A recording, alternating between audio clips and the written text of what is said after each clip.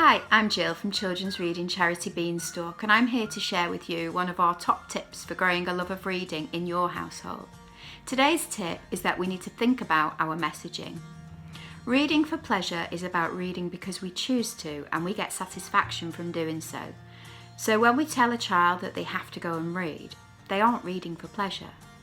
As adults, we can heavily influence how children feel about books and reading by the way that we behave, but it's important to get our messages right.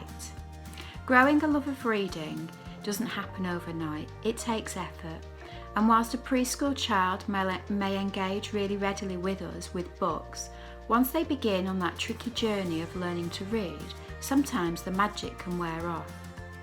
Learning to read is not a natural process, and some children find it much harder than others, which is why it's important to make that distinction between listening to a child read and you reading aloud to a child, because often in a child's head the line between the two becomes blurred, and when you mention reading they groan. We need to consider the language we use when we talk to our children about reading. If we say to a child, "Let's go and sit down and read your reading book together," it creates a much more positive environment than saying, "You need to go and read your reading book." We can make reading a really lovely shared time together.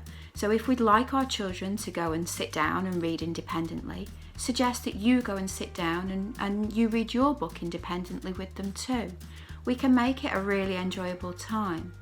Telling a child that they can watch the iPad, for example, after they've read for 30 minutes gives the impression that reading is a chore and that they need to be rewarded for doing so. We can make reading more exciting by actually interacting with our children, even if they're doing independent reading themselves.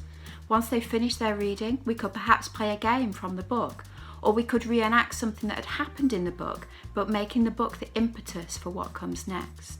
We could ask our children to come and help me with this laundry, and then when we've done it, we could sit down and listen to an audiobook together. Creating reading as a positive activity that you can share will help grow that love of reading.